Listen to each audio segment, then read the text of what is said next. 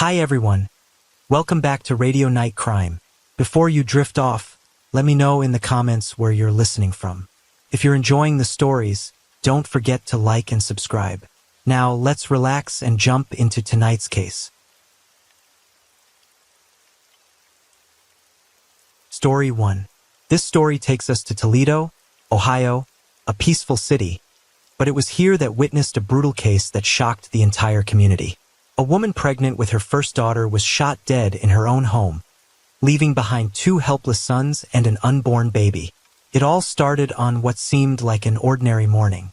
Jessica, a strong and passionate mother, was preparing for her new life with her boyfriend, David Miller. However, what Jessica did not expect was that, inside David, anger and suspicion were rising to an uncontrollable level. What could make a man who was once a boyfriend and lover kill the woman who was carrying his child? Was this just a family argument that turned violent? Or was there a dark conspiracy behind this murder? All the evidence points to David's harsh words and the anger he has kept hidden for so long. But it's not just ordinary threats, but a brutal plan with the participation of accomplices. What did David do after Jessica refused to have an abortion and decided to keep the baby? Was the murder the result of a momentary loss of control or a premeditated act of revenge?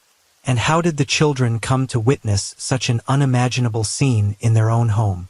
Join me as we delve into the details of this case to find out the truth behind the sudden death of Jessica and her unborn child. Jessica Davis is a strong and determined woman who has gone through a lot in life. She has 2 sons from a previous relationship, and Jessica has always been a devoted and caring mother to them. Despite her many challenges in life, she always finds a way to balance work and family. Jessica has a passion for fashion and content creation, which she shares regularly on social media platforms. She not only loves shopping but also creates fun content that blends aesthetics and humor, making her a beloved name in the community. However, Jessica's life changed when she decided to end her relationship with her ex-husband. She focused on rebuilding her life and raising her 2 sons, while also looking for a new love. This led her to David Miller, a man with a troubled past. Although David was not the ideal person that everyone expected, Jessica was still attracted to him and decided to start a new relationship. Although David had his own problems in Jessica's eyes, he was still the one she was looking for, someone who could build a new future with her. At the end of 2023, when life seemed to have stabilized, Jessica discovered that she was pregnant with a baby girl. She was extremely happy and decided to name the child Lily Rose Davis, marking a new chapter in her life. This child was not only a great joy but also a symbol of Jessica's hope and love for David. However, while Jessica was eagerly welcoming her daughter, David did not share her joy. Tensions between them increased and David began to express his dissatisfaction with the pregnancy. Although Jessica was determined to keep the child, David could not accept it and constantly expressed his anger towards her. As Jessica neared her due date, her relationship with David Miller deteriorated. Not only did David become cold and distant, he began accusing Jessica of infidelity. These accusations, fueled by his suspicion and jealousy, made things tense and difficult to manage. David frequently blamed Jessica for the change in their relationship, and he constantly questioned her honesty. David began to ask suspicious questions, asking whether the baby in Jessica's womb was really his. These accusations not only hurt Jessica but also deeply offended her, because she had always insisted that David was the only man in her life all this time. However, David did not stop at words. He also sought to prove his suspicions by collecting evidence that he believed could prove Jessica was unfaithful. David began to pay attention to her phone calls, examine her text messages, and even look at her social relationships online. He vaguely suspected that she was having a secret relationship with a certain man and that the baby in her womb could be the result of that relationship. When Jessica protested and explained that the accusations were baseless, David did not listen. He even brought up situations that Jessica could not explain clearly, such as her attending certain gatherings or chatting with old friends, which David believed could have led to her. The relentless accusations made Jessica feel like she was trapped in a nightmare, and the tension in their relationship only increased.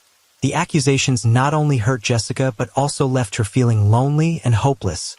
as the person she trusted the most became the one attacking her with unreasonable suspicion. Despite David's harsh criticism, Jessica was determined not to let the accusations affect her joy of becoming a mother. She decided to hold a party to welcome her daughter Malaysia Leone, despite the conflicts in the relationship. But this angered David even more, as he not only did not want the child, but also could not accept Jessica's attempt to create happy moments in such a difficult situation. Every time Jessica smiled and talked about the baby, David felt angry and resentful, as if her continuing the pregnancy was a greater betrayal than the doubts he had created. The tensions in their relationship went beyond criticism to endless battles, causing David to become increasingly frustrated and out of control. In the early morning hours of January 24, 2024, the atmosphere in Jessica's house was heavier and more tense than ever. David, along with his accomplices John Stevens and Samantha Clark, had come to Jessica's house with a clear purpose: to confront her about the problems in their troubled relationship. This was not the first time David had asked to talk about their fractious relationship. But this time, things had gone further than planned. The three of them entered the house around 5 a.m., and the tension in the air was almost palpable. Jessica was still tired after a sleepless night, but she had no idea that this day would change her life forever. The confrontation between them began loudly, with accusations, attacks, and questions of doubt pouring out of David's mouth. He kept criticizing Jessica for not doing what he wanted, for her insistence on keeping the child he didn't want. The accusations of adultery continued to be repeated, with harsh and skeptical words. Jessica tried to keep her cool, but the hurt from the unreasonable accusations made her unable to contain her emotions. She tried to explain, but it seemed that David had completely stopped listening. He only grew angrier when her explanations failed to change his point of view. The situation quickly escalated as David lost control of his anger. In a moment of impulse, he pulled out a gun and pointed it at Jessica. At this point, fear began to overwhelm Jessica. She realized that she had no way out, although she was very scared. Her instinct to protect herself and her unborn child made her rush into the bedroom, trying to avoid the confrontation that was becoming dangerous. However, Jessica's escape could not stop David's rage. As she turned her back and tried to escape the room, David did not hesitate to pull the trigger. The gunshot rang out, breaking the silence of the early morning. Jessica did not have time to react.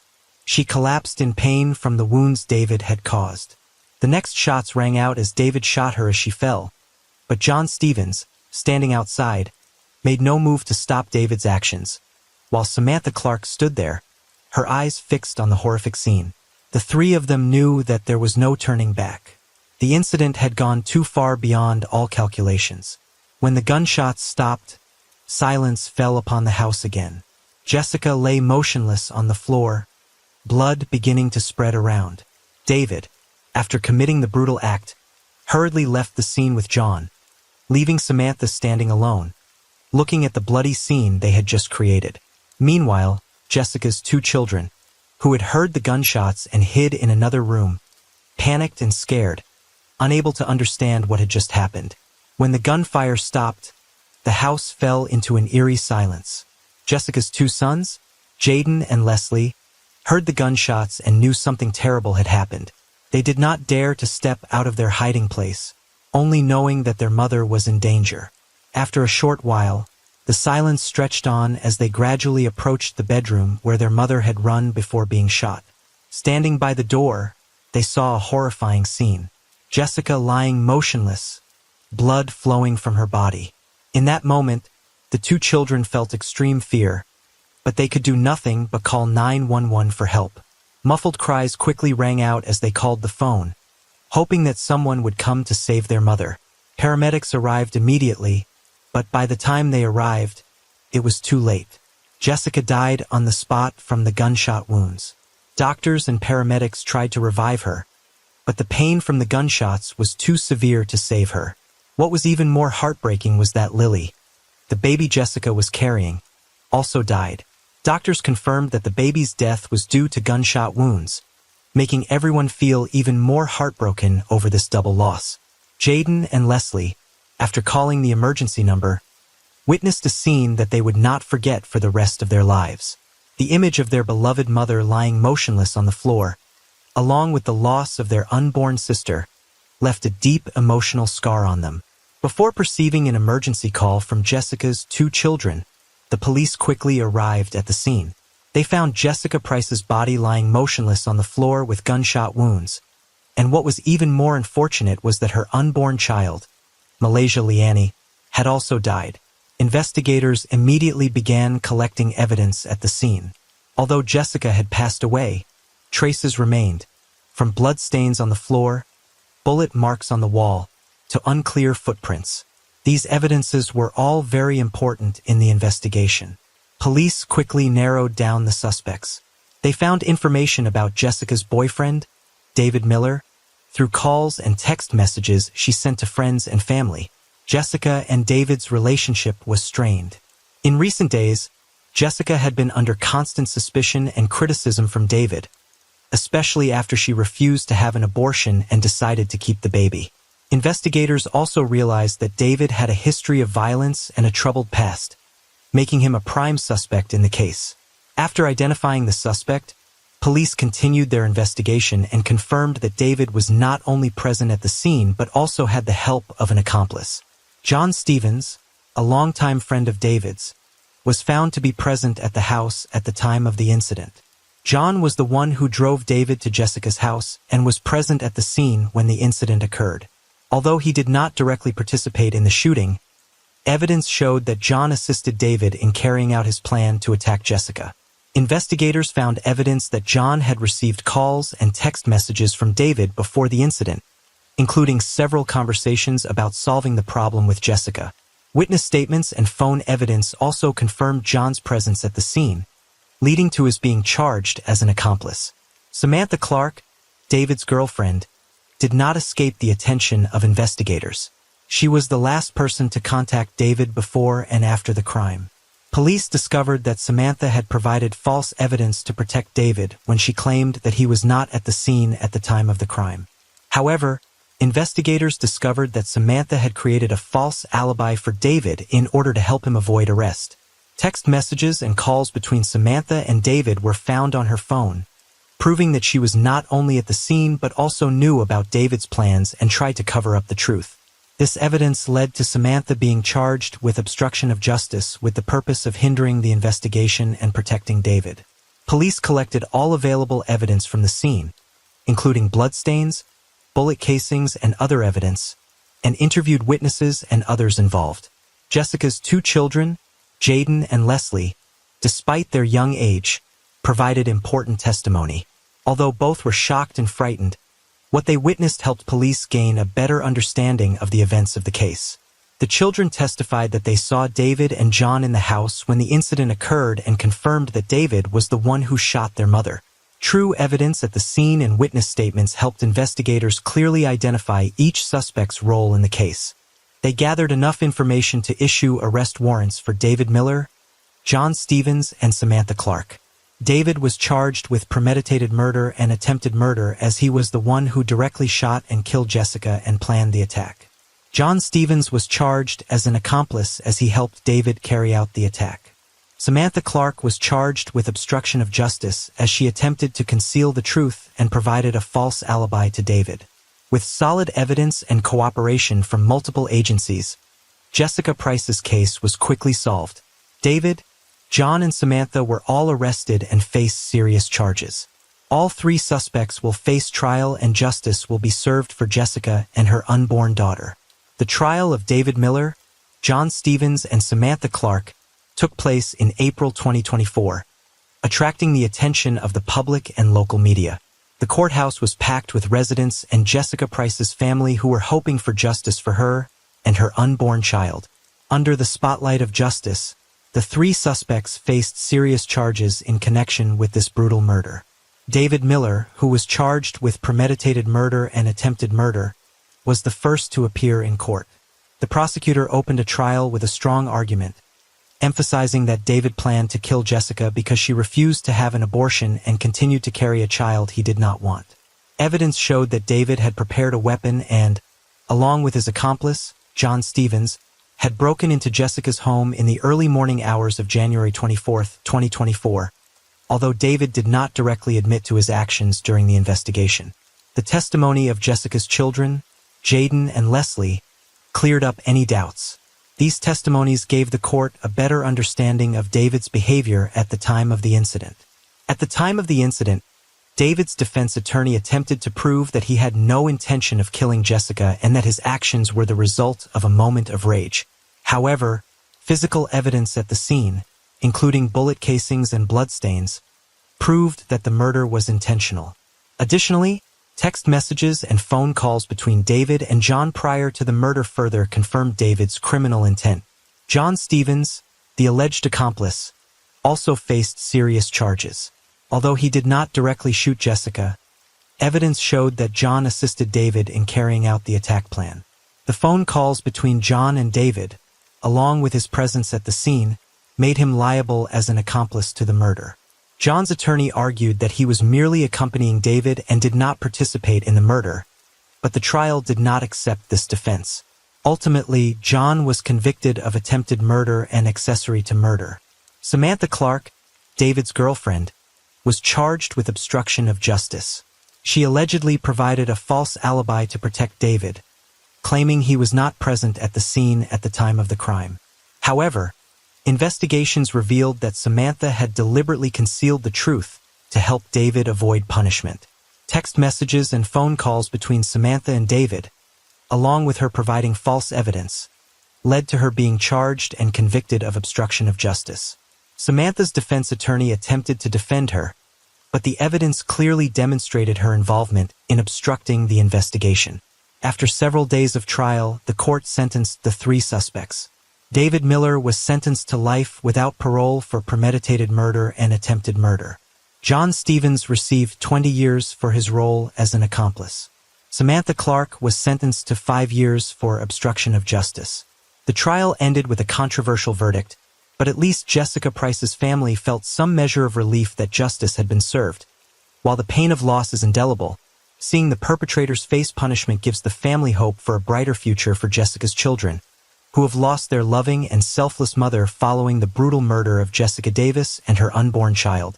The local community has come together to support the family and raise awareness of domestic violence. Community organizations, women's support groups, and volunteer groups have come together to organize a number of activities to call attention to the issue of domestic violence, especially the devastating impact it has on women and children. Workshops, survivor testimony sessions, and community education programs have been widely held. The goal is not only to provide support to those affected by domestic violence, but also to create an environment where people are more aware of the dangers of these acts and know how to recognize and stop them. These activities attracted the participation of many individuals and organizations, and gradually the community began to better understand the warning signs and ways to protect women and children from potential threats in the home. Volunteers distributed literature, organized fundraising events, and solicited support for organizations specializing in domestic violence. One of the most significant actions the community took was to create a GoFundMe to provide financial support for Jessica's 2 sons, Jaden and Leslie. These children had lost their loving mother and now faced life without her care. The GoFundMe attracted thousands of donations from all over who wanted to help Jessica's family through the grief and hardships ahead. The money raised not only covered funeral expenses, but also covered the daily living expenses and care for Jaden and Leslie, allowing them to move forward without facing overwhelming financial hardship. The fund has received an outpouring of support from the community, with many people donating not only with money but also with words of support, condolences, and a commitment to help Jessica's family through the long road ahead. The donations from the community have been a huge source of encouragement for Jessica's family and have also brought greater awareness to the importance of supporting victims of domestic violence. This outpouring of support is a testament to the power of communities to confront tragedy and find ways to overcome it.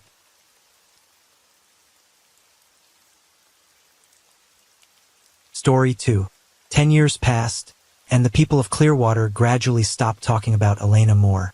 The young woman had been a living part of the small community, the only child of Sandra Moore, a longtime nurse at the health center, and a gifted student in literature, who sat writing by her second-story window every afternoon. But then one day in early summer, when the sky was as blue as glass, Elena disappeared without a trace with her boyfriend, Jason. They had said they were going to the beach, and no one had seen them since. Jason's motorcycle was found on a cliffside road next to a deserted beach, but there was no blood, no signs of a struggle, no phone, no wallet, and no debris. The police concluded that it was likely an accident. Strong waves, dangerous undercurrents probably swept away. But Sandra didn't believe it. A mother always knew when her child was gone, and her heart never believed that Elena was dead. For 10 years, she had lived in a state of limbo between hope and despair. She had kept Elena's room, the old laptop, the picture of them at the fair, and the small silver star earring she had given Elena for her 18th birthday, or rather, she had kept only one. Elena had worn the other when she left the house that day, that fateful day. In early April, a surprise call from the local police station had awakened Sandra's world of dormant emotions. A deep, polite, if slightly confused, man's voice asked, "Are you Elena Moore's mother? We need you in today, if possible, in no further details." But the way her daughter's name was spoken, slowly, clearly, made it impossible for her not to hear something unusual.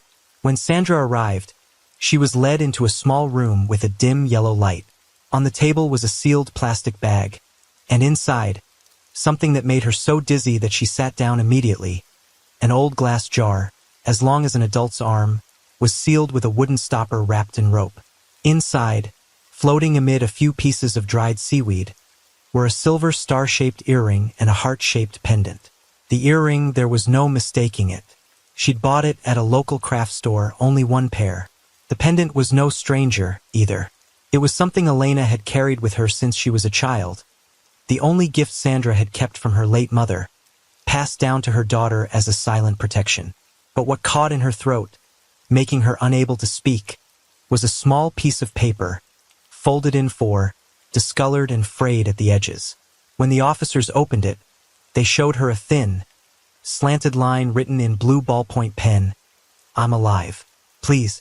All the sound in the room seemed to be sucked away. Sandra felt like she was in a distorted dream, unable to distinguish between reality and reality. The young policeman sitting opposite her said softly, "This bottle was found by an amateur diver when he was exploring the wreck of an old ship at the bottom of the sea, near the reef south of Clearwater. He often dived to find valuable metal objects that people had thrown overboard. This bottle was stuck under an iron beam, and no one noticed it for many years." Sandra did not remember how she left the police station. That whole afternoon she sat on the old sofa, holding Elena's photo, her hands shaking slightly, her eyes looking far away. The feeling was not happiness, nor was it complete horror. It was just a mental shock. All the faith that had been buried was rising to the surface, along with all the fear that had never been named. Over the past 10 years, Sandra had learned to live with the pain as if it were a silent friend. She no longer counted the years, no longer celebrated Elena's birthday like the first 3 years. She no longer looked for signs from strangers in crowds. But now, a single line of text, a piece of evidence as small as a glass bottle, tore through every defense she had built. She picked up the earring again, her fingers stroking the tarnished silver. Her heart pounded, as if she knew she was about to face something much bigger than the old pain. She didn't sleep that night. She went through everything: old mailboxes, notebooks, emails, photos, and even Elena's diary. Things that had seemed meaningless then suddenly seemed suspicious, journal entries of unexplained anxiety. A photo with Jason torn out. This and Elena coming home with a blank look on her face after a phone call she hadn't heard. And now the memories were as vivid as if they had happened yesterday. When the first light filtered through the curtains, Sandra was ready. Not for news, but for action. She would go back to Clearwater. She would meet the diver. She would follow the smallest trail. She didn't know what she would find, but she knew one thing for sure. If her daughter was alive, wherever she was, there was a chance that at the bottom of the ocean, or behind some door, she would find her. And this time she wouldn't let anyone stop her. 10 years ago, the summer Elena was 19, Clearwater had been as bright as if it had never known sadness. The The beach was a long honey-yellow stretch, the waves were steady and gentle, and the air always smelled of salt mixed with the scent of ripe pineapples from the water carts along the promenade. Sandra remembered that summer well, because it was the first time Elena had decided to go away without giving her usual few days' notice. She simply said, "I'll go for a walk on the beach with Jason. Don't worry, I'll be back tomorrow night." Jason was Elena's boyfriend, a tall, smiling boy, but there was always something off in his eyes, something like worry hidden beneath his easygoing mask. Sandra had never been completely at ease with Jason, but Elena, who was so determined that she was a little stubborn, had always protected him, always believing that he was trying to change. Elena had been a sensitive girl.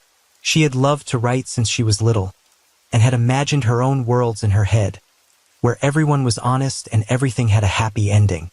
But as she grew older, she began to face harsh realities: her grandfather's death, her father's departure when she was 8, and the times Sandra had to work nights and never came home. Into that void came Jason. He was the first person to read Elena's short stories and praise them. "You could write a novel just from the way people look at each other for the first time," he said. It was the first time Elena felt heard. But Jason also had dark sides that Elena was not experienced enough to recognize. He used to work at a small auto repair shop, where strange encounters took place after hours. A few times Elena saw him tense after phone calls or suddenly canceling plans without explanation. At first she shrugged it off, thinking it was just the stress of work or family. But gradually the pieces began to add up. The week before he disappeared, Jason came to Elena's house one evening. Sandra still remembered the look in his eyes that day, unusually alert, as if he had made up his mind about something important. He stood in the doorway, spoke to her for a few words about the summer vacation, then turned to Elena and said, "We need to go somewhere quiet just for a day. I need to rest." Elena looked at her mother, hesitated, then nodded. The next morning the two left home early, carrying a small backpack, a camera, and a few notebooks. That was the last time Sandra saw her daughter. After her disappearance, the police launched a search. Witnesses reported seeing Elena and Jason sitting on the rocks near the cape, looking normal. But then the wind picked up. The motorbike was found that afternoon, less than 100 meters from the shore. There was no suitcase, no phone, no sign of a struggle. They had vanished from the world as if they had never existed. And with no clear evidence, the case was eventually closed as an unknown missing person accident.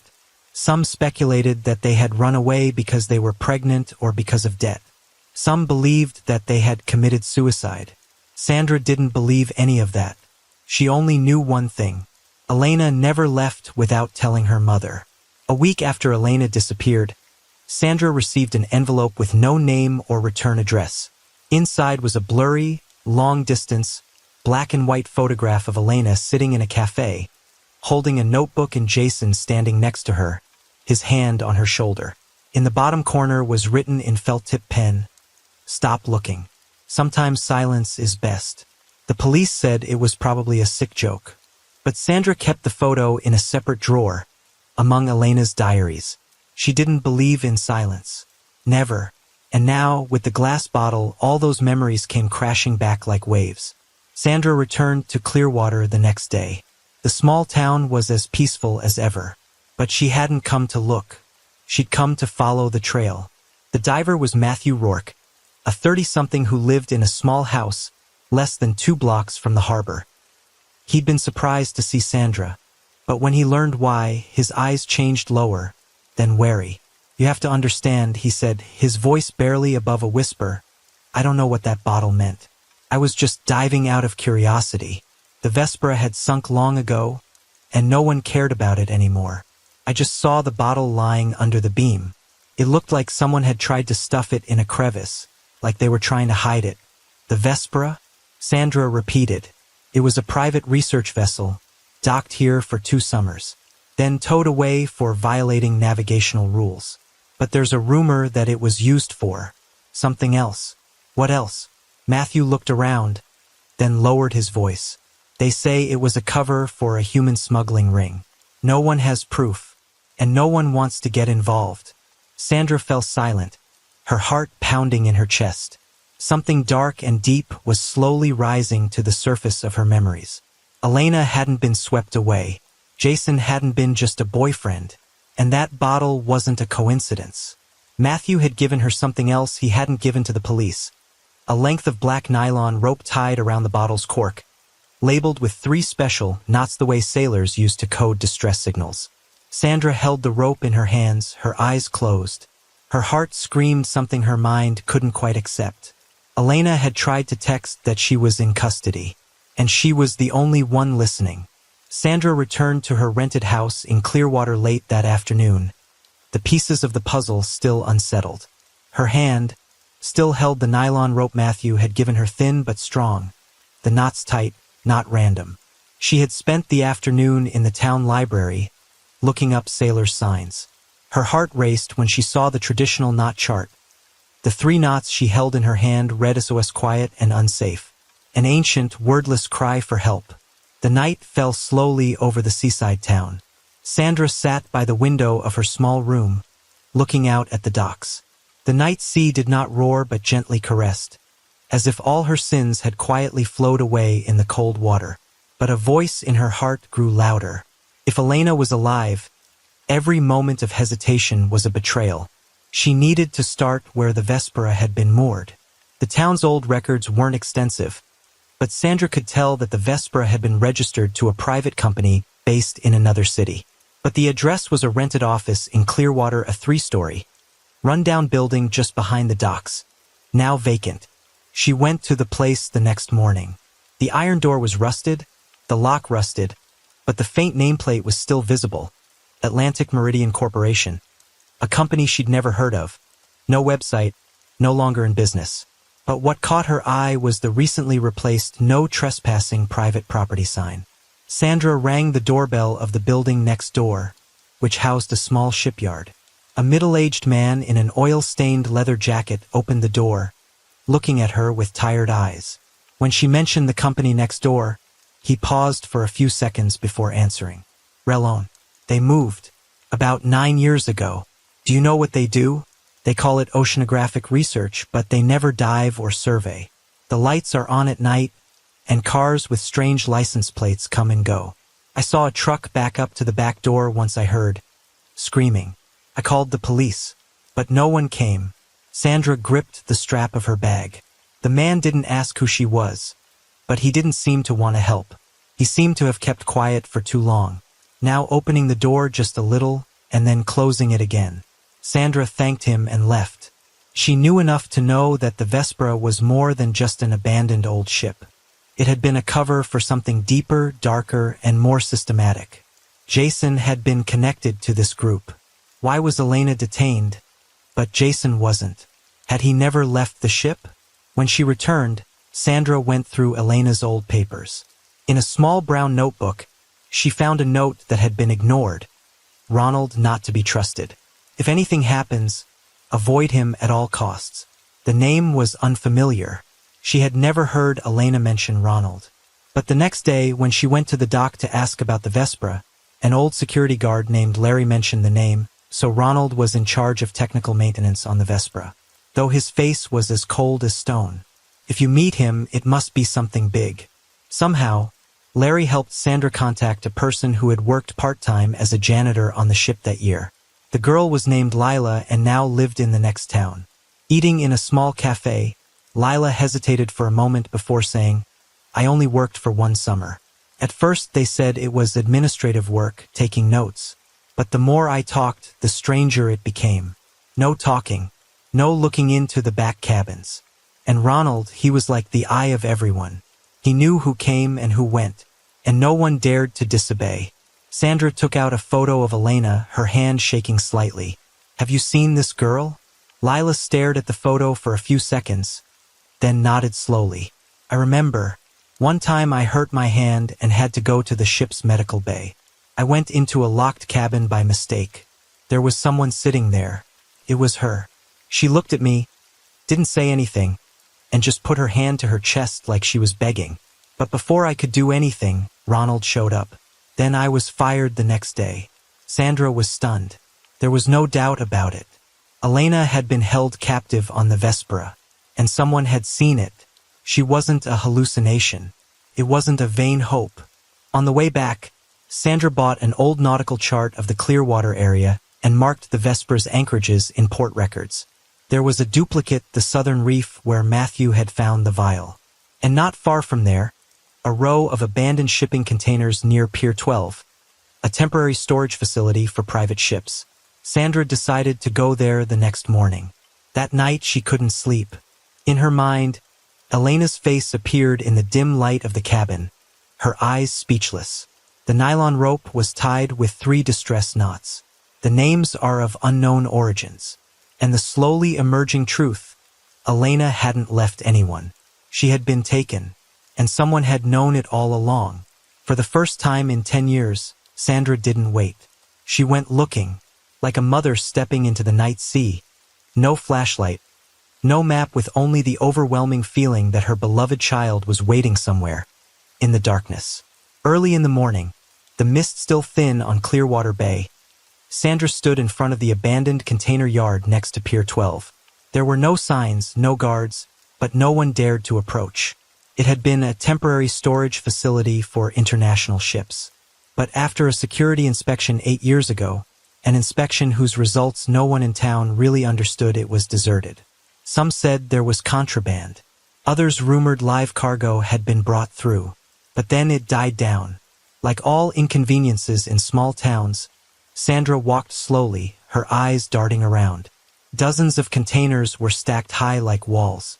The sea breeze blew through the rusted cracks, carrying a dry metallic sound and a cold, salty smell. She didn't expect to find anything specific, could just hoping for a sign, a clue to stay. Sometimes grief makes people do things that don't make sense and yet feel strangely reasonable. As she walked deeper inside, a sudden noise made her stop. It was the sound of feet dragging on cement. Then a hoarse, aged voice, but clear. No one's been here in years. What are you looking for? Sandra turned. A thin man with a scruffy white beard and an old earth-colored coat was leaning against the door of the container. He didn't seem threatening, just had seemed too much to know. I'm just looking for memories, Sandra replied, trying to keep her voice even. The man chuckled but didn't take his eyes off her. The living often look for the dead in places like this. But sometimes the dead aren't really gone. Sandra pulled a photo of Elena from her coat pocket. Have you seen her? The man was silent for a long time. He stepped closer, staring at the picture. Then, in a near whisper, the blue ship called the Vespera. I helped load it a long summer. There was a young girl, dark hair, bright eyes, but never got to go free. They called her Isla. Isla. Sandra repeated, her heart pounding. No one asked her her real name, he continued. I gave her water once. She wouldn't take it. She just slipped a note into my pocket when no one was looking. He looked Sandra straight in the eye. I kept that note for years. He never understood why. Sandra's hand shook as he pulled out a small plastic bag, yellowed with age, from his inside pocket. Inside was a folded piece of paper, written in a slanted handwriting. Mother, if anyone finds me, I'm being held. They won't let me say my name. I miss you. I never wanted to go. Isla is not me. Sandra couldn't breathe. The thin lines stabbed at her heart. They were Elena's. There was no mistake. Do you know who has her? She asked. The man nodded. There was this guy, everyone called him Ronald. No one knew his real name, but I saw an ID fall out of his pocket in the engine room. It wasn't Ronald. It was Emery Dolan. Sandra jotted down the name immediately, a seemingly small detail that could change everything. If Ronald wasn't his real name, he was more than just a lowly manager. He could be a key link in a larger network. She thanked the man. Before he left, he added she tried to escape once. They caught her. I never saw her again. But a few days later, I saw a heart necklace on a table in the storage room. Very small. I knew she was still alive, at least then. Back in her room, Sandra opened her laptop and typed in the name Emery Dolan. Not much. A few scattered bits of data. Former marine engineer, fired from shipping company for shady connections to unofficial shipping lines. No one knew where he went after that. But there was a small newspaper article 12 years ago that mentioned him in an unfinished anti-trafficking investigation, Then the case was dropped for lack of evidence. The footnote: some of the suspects are believed to have switched to false identities to continue their activities off the coast of East Florida. Sandra sat silently in front of the screen for a long time. The fake name, the fake organization, the research vessel used as a cover, it all began to add up. But what about Elena? Had she been moved somewhere else? If she was still alive, how had she managed to send the vial out to sea? Who had helped her? And why had it taken 10 years to be found? That night, she dreamed of Elena standing behind the thick glass, her hands pressed against the glass, her eyes sad but determined. No words came out, but Sandra knew, deep in her dream, that her daughter was saying, "Don't stop. I'm still here." The next morning, she went back to Matthew, the diver. She showed him the note, the name Emerydalen, and asked a single question: "Can you take me to the exact spot where the bottle was found?" Matthew looked at her for a moment, then nodded. "Okay, but you need to be prepared. There's more than just water down there. There's a buried past that no one wants to bring up."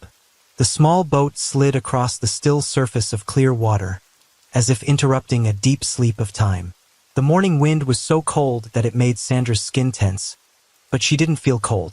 The only feeling that clung to her was the stifling silence. With every meter of water the boat passed, she wondered, had Elena been here? Had she looked up at this blue sky through the bars? Had she waited for someone like her, just someone, to hear the fragile signal she was sending?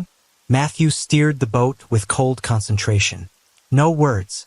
He had reattached the diving gear, checked the cables, and reattached the mini-camera to another corner of the suit. They anchored near the reef south of where he'd found the vial. Below was the Vespera, or what remained of it after a decade of abandonment and sinking. "It's dark down there," Matthew said, donning an oxygen mask. "But if you want to record it, I'll set up a camera and film everything I see." Sandra nodded. She wasn't physically fit enough to dive with them, and Matthew knew it. He attached a live feed from the camera to the computer screen she held. "I'll scan the old deck," he said. "If there's anything left, marks, objects, anything, I'll show you." As Matthew dove, Sandra's screen flickered for a few seconds with the signal, then stabilized. A dark blue image appeared, Matthew's helmet light illuminating rusted metal, dangling cables, and thick seaweed clinging to hidden corners. The ship was no longer a complete shape, just a cold ruin on the ocean floor. But amid the wreckage, Matthew stopped at a section of iron that had not yet collapsed. He panned the camera close to the outline. "There's handwriting," he whispered into the microphone. "A letter, it looks like an E and 3 dots. The screen shook slightly. Sandra leaned forward, her heart pounding. Matthew brushed away the sea mud with his hand. A string of symbols appeared. EM 8.13. Still here, Elena Moore. August 13th. The words were etched into the metal like a small but stubborn scar in the sea, unstained by time. Matthew continued diving deeper into the aft hold. The hatch had long since been opened, but there was something strange about it. The iron bars were bent inward, not water but force, an escape or a struggle. He shined the light on the cabin ceiling, for a smear of blood, coagulated, obscured by algae, but still recognizable as a dark brown. "I see a bracelet," Matthew said. Heart-shaped, very old, almost completely corroded. Sandra couldn't breathe. A heart, the only symbol she and Elena had ever seen as their own. There was no mistaking it. When Matthew returned, Sandra sat frozen, her eyes still glued to the blacked-out screen. She knew it wasn't enough to call forensic evidence, but it was the only truth she'd waited 10 years for. Elena had been there. She'd carved her name in steel. She'd left a final signal. That afternoon, Sandra went to see a man named Stephen Lang, a retired federal investigator who lived north of Clearwater. She found him through a former colleague who said Stephen had worked on trafficking cases that had been shut down early for lack of evidence, and he had never forgotten the name Emerydalen. Stephen looked at the photos Sandra had given him, watched the video, and said quietly, "I chased him for 2 years. He knew how to hide. He always had someone to cover him up, and he always used someone else to do it for him. But if you have the engraving, if you have the recording device, I think we can reopen the case." Sandra told him the whole story. The glass jar, the nylon rope, the guard's words, the fake name, and the engraving. Stephen thought for a long time, then pulled out a detailed map of the coastal shipping lanes and pointed to a spot southeast of Clearwater. There's a container yard that's still rented under a front company, Sun Harbor Logistics. It matches the records Emery used in 2013. If he was transferring people from the ship to shore, that's the most logical place. Do you think? Elena is still there, Sandra asked. Her voice choked. I think Stephen said that if she's still leaving signs, she's still fighting. And we have a chance. 2 days later, with a small team of federal agents, Sandra stood in front of the barbed wire fence of the Sun Harbor Logistics Storage Facility. Stephen secured an emergency search warrant after presenting preliminary evidence. The soldiers didn't make a fuss, didn't blare sirens, and just moved in silently. Rows of containers were inspected one by one. Some were empty, and some contained old machinery. But then came the 7th container. A camera mounted above the head of the raid leader beamed back the image, a narrow, dark space with a folding bed, an old ceiling fan, and a wall covered with sticky notes and small photos. In the center, a sea map had been cut out exactly where Clearwater was. There was no one inside, but there was a new handwritten note on the table. They moved me yesterday. But I know my mother will find me. I'm alive. Sandra collapsed as she read it. For the second time, it wasn't just proof. It was Elena's own words. The words of a daughter who had never given up hope. Outside the container, the evening sea began to swell. But in Sandra's eyes, those waves were no longer meaningless. They were proof of something she had never given up on. There were people who spoke out, even when the world chose to ignore them. For 10 years, Sandra had thought the worst thing would be not knowing whether her child was alive or dead. But she was wrong.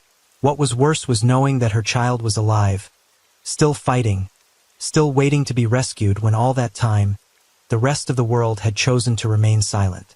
After the raid on the Sun Harbor Logistics container, the federal investigation was reopened. Stephen Lang was formally called in to assist the task force. They traced old financial transactions and ran location data from vehicles that had been associated with Emery Dahlon's shell company. A DNA sample found on a hair left in the container matched the sample Sandra had submitted 10 years earlier. There was no doubt Elena Moore had never left the United States. She had been held captive, moved from place to place in an organized human trafficking network that Emery Dahlon was just one link in a myriad of shadows. But what brought Sandra down was not the legal facts, but a letter found in an old electronic archive, a case Stephen had investigated, but he had been forced to close when the case ran out of evidence. The letter was handwritten and unsigned but addressed to an anonymous police address.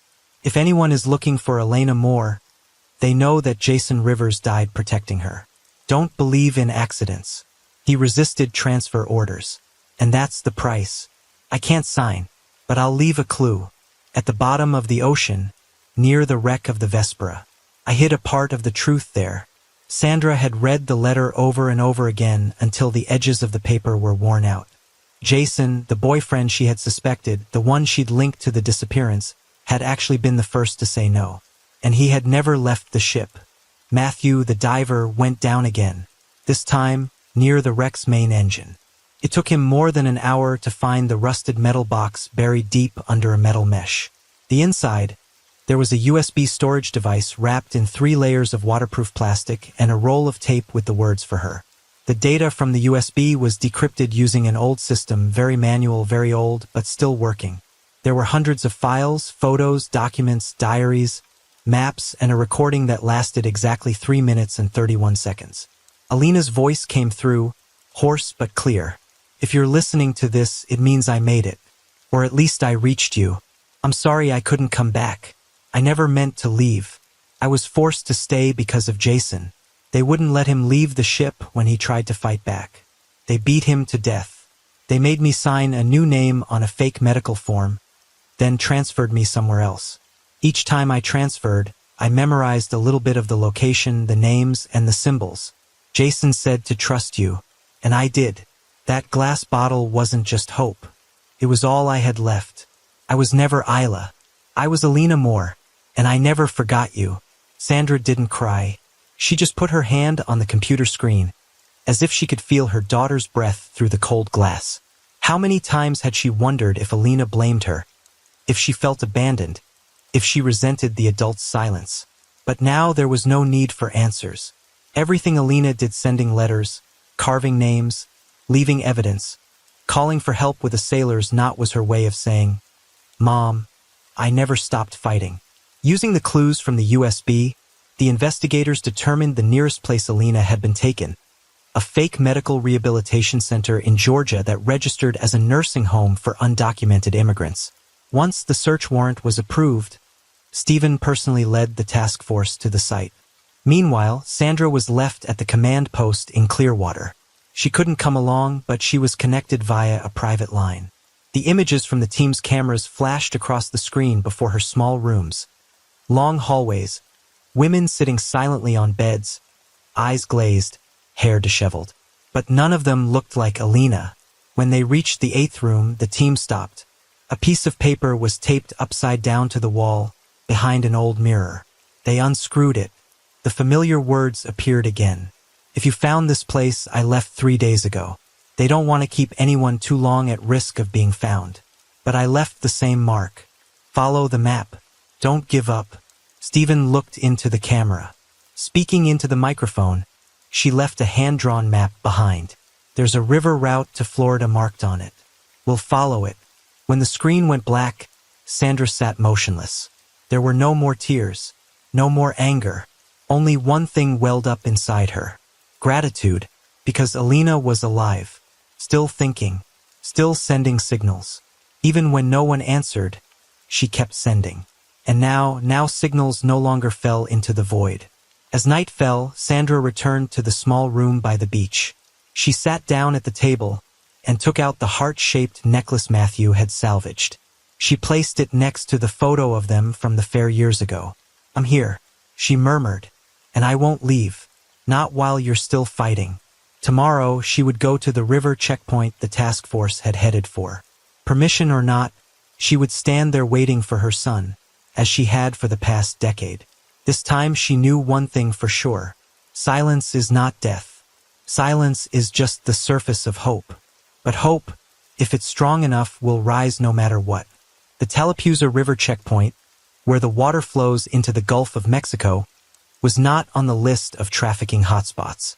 It was too small, too quiet, with only an old iron bridge across it, a local police station, and a few fishing boats moored on the shore. But for Sandra, it was the last remaining link between her and her daughter, a location scrawled on a map Alina had left behind in the mirror. It had been 4 days since the raid on the fake nursing home.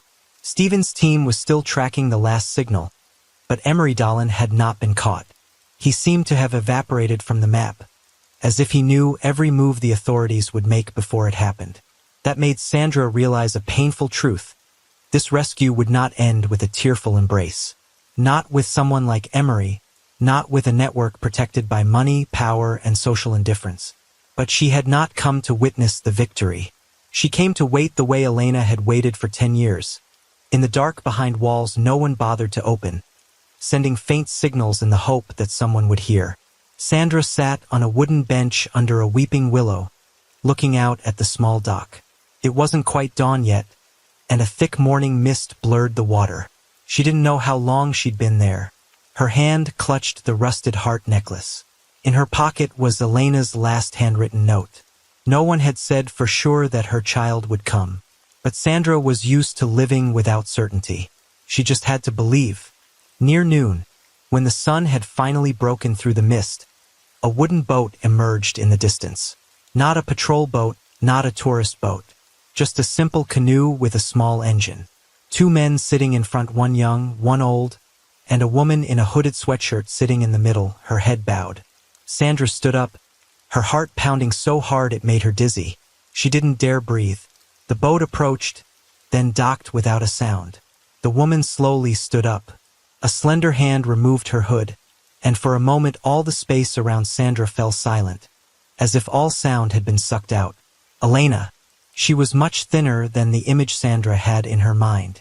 Her skin tanned, her face darkened by years, but those eyes, deep, dark, stubborn, as gentle as ever, were still Elena's.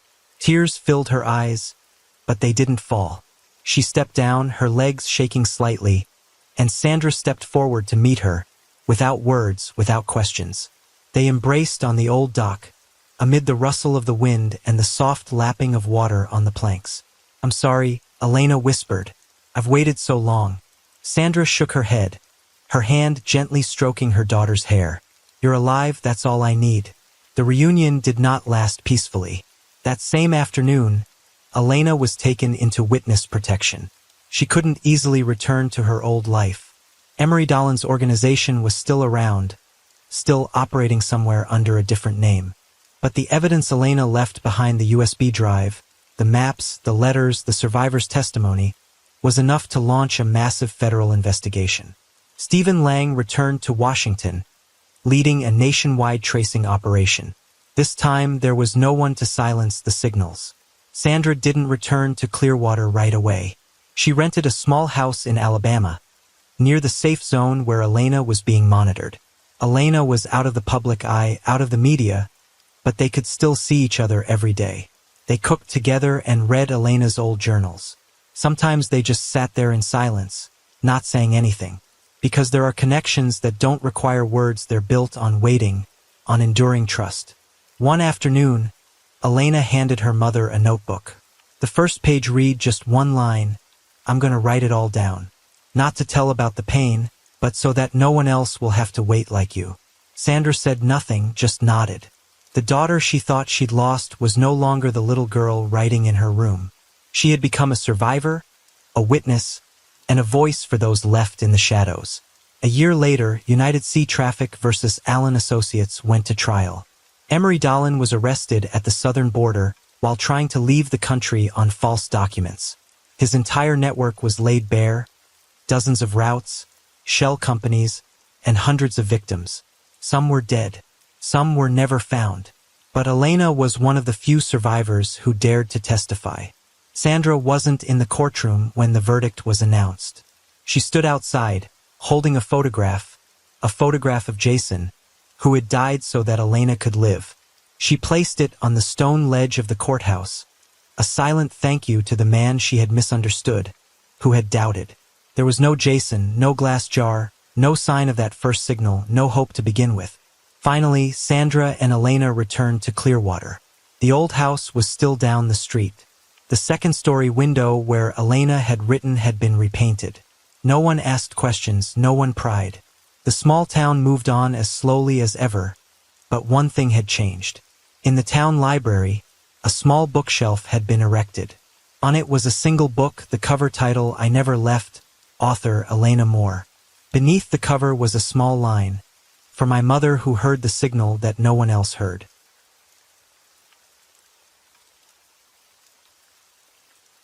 Story 3. This story explores a mysterious murder that turned a honeymoon into an unexpected tragedy. A luxurious ski resort in the beautiful Alps, a newlywed couple full of dreams and hopes, a start that should have been filled with joy and happiness. But after just 4 days, one life was cut short and the other mysteriously disappeared. On February 12, 2022, Rachel Sinclair, a 29-year-old popular travel blogger, and Ethan Lewis, her 35-year-old surgeon husband, arrived at a dreamy ski resort in Switzerland for their honeymoon. The first few days passed happily, with no one able to predict the horror that was about to strike. But just 3 days later, Rachel was found dead in a ravine with drag marks in the snow and a haunting question: was this an accident or a premeditated murder? Ethan claimed that his wife had slipped and fallen, but the evidence from the investigation showed details that contradicted his story. Security cameras showed Ethan returning to the room alone, with no sign of Rachel following. Was Ethan truly a victim of circumstance? Or did he stage everything to cover up the truth? Let's take a closer look at the details of this case. Rachel Sinclair is a 29-year-old New Yorker who is well known in the travel community for her blog posts and videos. Before becoming a famous blogger, Rachel lived a normal life with a stable office job. However, she soon realized that a life of constraints and social stereotypes was not what she wanted. So, after graduating from college, Rachel decided to give up her stable job and start pursuing her passion for travel. Rachel doesn't just travel, She's always looking for new and adventurous experiences. She's explored remote areas like the Sahara Desert, climbed the Himalayas, and participated in extreme sports in New Zealand. Each of her trips is not only a journey of discovery, but also an opportunity to challenge herself, to push the limits she previously thought she could not. Rachel's following grows every day thanks to her detailed posts and candid, lively videos about each trip. She not only shares her travel highlights, but also gives viewers an insight into the cultures, people, and inspiring stories from around the world. Rachel's free-spirited, dynamic personality and passion for exploration have made her a role model for many who dream of living like her. Before meeting Ethan, Rachel had been in a few relationships, but she always kept a rational outlook and did not easily fall in love. She understood that her free-spirited travel life could not easily be reconciled with a long-term relationship, and she always prioritized her career and independence. However, Rachel did not completely reject love. She simply could not find someone who could share her desires and ideals in life. She believed that if there was love, it should be an equal relationship, no strings attached, and both parties respected each other's freedom. Rachel's approach to life has helped her build a successful career in the travel industry. She is not only a travel blogger, but also an icon of the modern generation of young people who dare to dream and live differently. But it was on this journey that she met Ethan, and their relationship changed Rachel's life in ways she could never have imagined. Ethan Lewis, 35, is a renowned surgeon living in Boston. Before meeting Rachel, Ethan had built a solid career in the medical field, especially in the field of surgery. He was known for his talent and ability to handle complex surgeries and was always the first choice in major hospitals.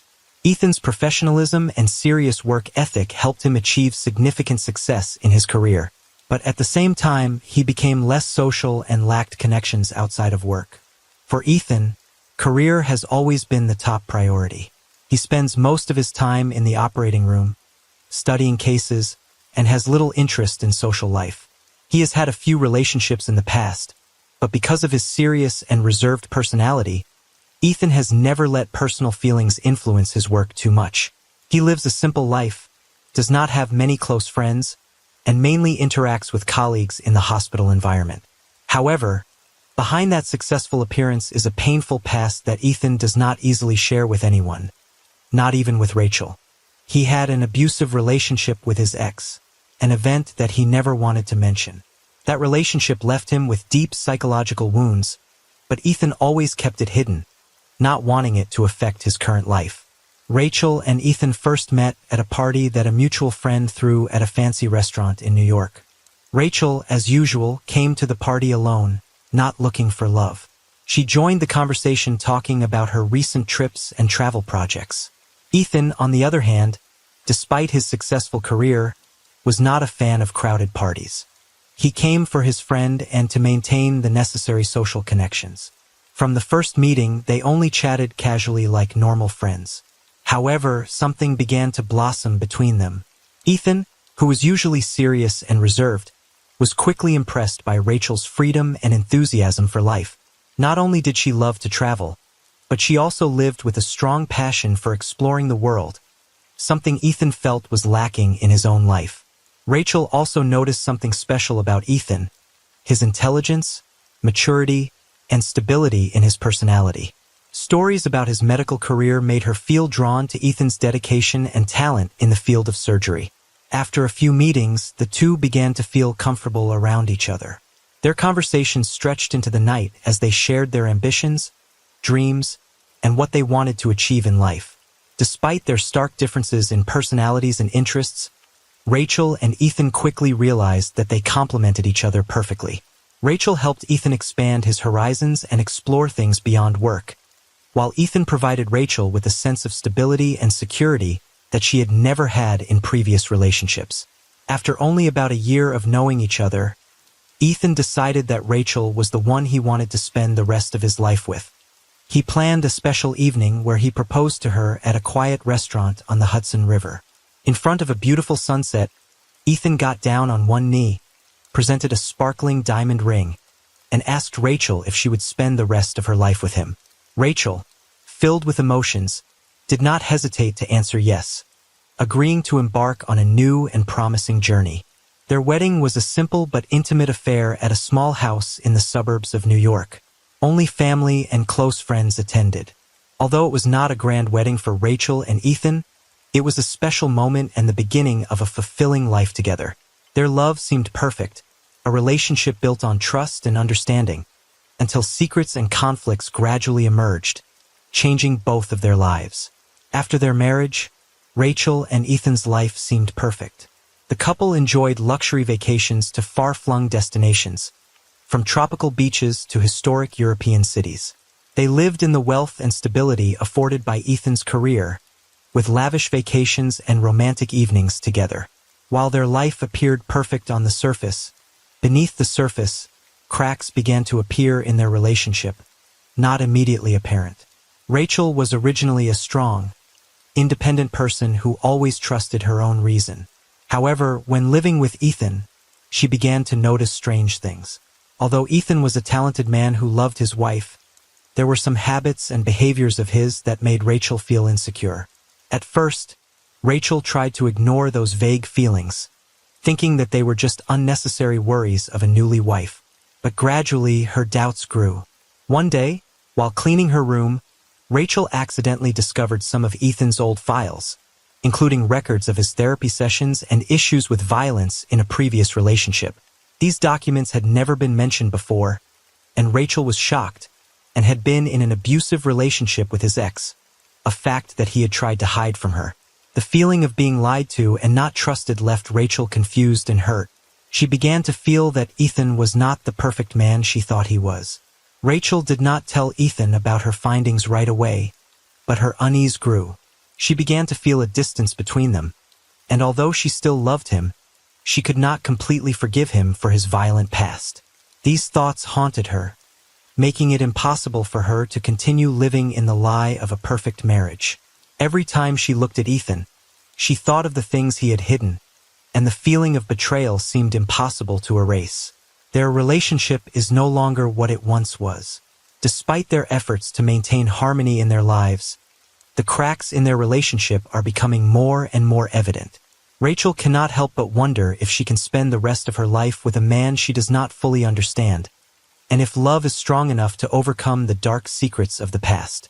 Feelings of and insecurity deepen, and their relationship gradually hits a dead end, unable to return to the way it was before. On the fourth night of their honeymoon in a Swiss resort, when everything seemed perfect, the unexpected happened. Ethan, in an emergency call early in the morning, informed the hotel staff that his wife Rachel was missing. According to Ethan, the couple had a minor argument, and Rachel had left the room without telling him. Ethan assumed that she may have gone for a walk, but never returned. He could not explain exactly why she would have left in such a state, especially since it was late at night and the weather was very bad. When rescuers were called out to search for Rachel in a heavy snowstorm, they found no trace of her near the hotel. It wasn't until the next morning that Rachel's body was discovered in a ravine not far from the resort.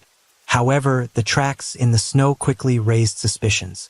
Police discovered drag marks in the snow, suggesting that Rachel could not have fallen into the ravine herself. The drag marks suggested that she had been pushed or pulled, contradicting Ethan's claim that she had simply slipped and fallen. Witnesses at the resort began to share important information. Some said they had heard Rachel and Ethan arguing the night before she disappeared. Some guests also recalled that Rachel had shared with them an unhappy part of her marriage. She had told them that Ethan had a violent past with an ex and that she felt insecure about it. Although she tried to hide her suspicions, these words now sounded like a warning sign, especially when things were no longer as perfect as they had once seemed. Police continued to dig deeper into the investigation and collected evidence from the resort's security cameras. The images from the cameras showed Ethan returning to his room alone at 3 a.m., with no sign of Rachel following. This was in stark contrast to Ethan's story that she had gone out alone. Although he tried to explain that Rachel might have wandered off, the fact that she did not return and there was no trace of her near the outdoor area only added to the suspicion. All of these details created a hazy picture of the truth, leaving the police unable to ignore the possibility that Rachel's death was not a simple accident. During the investigation, investigators conducted a forensic examination to determine the cause of death. The results showed that Rachel had been struck in the head before falling into the ravine. The injuries to her head were clear signs of a violent attack, indicating that Rachel's death was not an accident. This raised suspicions that she had not simply slipped and fallen as Ethan had claimed, but had been attacked and pushed from a height. The investigation began to focus on the marital problems of Rachel and Ethan. Although they appeared to be a happy couple, their private lives were gradually revealed. Rachel had shared with friends her feelings of insecurity in the marriage, especially when she discovered Ethan's violent past with his ex. These comments seemed to become an important clue in unraveling Ethan's possible motives. The police searched for additional evidence about Ethan's past, especially his history of violence against his ex-partners. Documentation in Ethan's medical and psychological records showed that he had undergone therapy for violent behavior, which this evidence made it clear that Ethan not only had problems with controlling his emotions, but also had a tendency to be violent in relationships. At some point, as the investigation delves deeper into Ethan's secrets, he becomes increasingly distraught. Ethan begins to act strangely, and the day after Rachel's body is discovered, he attempts to leave Switzerland on his private jet. However, he is identified and arrested by the police at the airport before he can board his flight. When arrested, Ethan attempts to defend himself and claim that he had nothing to do with his wife's death. But overwhelming evidence, including security cameras and forensic evidence, forces him to face up to the crimes he has committed. The police collect more evidence from Ethan's phone and computer, showing text messages and conversations he had before and after Rachel's disappearance. This evidence proves that Ethan had a clear plan and motive for his actions. After hours of questioning, Ethan finally admitted part of the truth about his wife's death. Ethan claimed that after a minor argument the night before, Rachel had left the room and gone outside. He claimed that she may have slipped and fallen into the ravine. However, this was quickly dismissed by detectives when they discovered drag marks in the snow, suggesting that Rachel could not have fallen on her own and may have been attacked before being pushed. When detectives presented crucial evidence, including security camera footage showing Ethan returning to his room alone at 3 a.m. With no sign of Rachel following, Ethan began to feel the pressure. The details made it impossible for him to remain silent. Still, Ethan could not explain why he did not immediately report his wife missing, or why he did not call 911 when she did not return. Instead, he explained that because it was late at night and Rachel had wandered off alone before, he did not think it was that serious. The investigation continued to unravel the marital conflict. Witnesses said Rachel had shared her concerns about her marriage, especially when she learned about Ethan's violent past with his ex. These statements helped police connect the dots and see that Ethan's motive was not random. Part of the truth gradually emerged as detectives gathered additional evidence from Ethan's psychological profile, proving that he had a violent past. Eventually, after being put under pressure, Ethan was unable to hold his story together. He admitted that in a fit of rage after the argument, he had pushed Rachel and she had fallen into the ravine. However, Ethan still tried to justify his actions, claiming that it was an accidental push in the heat of the moment and that he did not think she would die. His guilt and panic became more evident as he began to realize the severity of his actions. The evidence at the scene and the documents collected clearly indicated that Rachel's death was not an accident, but the result of a deliberate act. Ethan had acted in a fit of rage, and the price he had to pay for his cruel actions was inevitable. Ethan's testimony at the police station provided important information that helped the police reconstruct the entire course of events, and from there he had to face the serious consequences of his crime. Ethan Lewis's trial began after months of investigation with intense public and media attention. The tension in the courtroom grew as key evidence was presented. The circumstances surrounding Rachel's death and Ethan's actions gradually became clear, leaving no doubt as to his guilt. Throughout the trial, defense attorneys attempted to argue that Rachel's death was an accident and that Ethan had no motive to kill his wife. However, witnesses and evidence gathered during the investigation completely refuted this argument. The evidence confirmed that Rachel had been hit in the head before being pushed down the ravine, an act that could not have been an accident. The injuries to Rachel's body could not have been caused by a simple fall. The prince's testimony at the hotel also played a key role in unraveling the truth. They recalled a tense argument between Rachel and Ethan the night before Rachel went missing. Some witnesses said Rachel had shared her marital anxiety when she discovered Ethan's violent past with his ex. This raised doubts about Rachel's safety in the relationship and provided a potential motive for Ethan's actions. The prosecution presented evidence from security cameras showing Ethan returning to his room alone at 3 a.m. with no sign of Rachel following. Drag marks in the snow and the location of Rachel's body in the ravine further corroborated Ethan's. Additionally, psychological records and documents demonstrating Ethan's previous violent behavior added to the gravity of the case.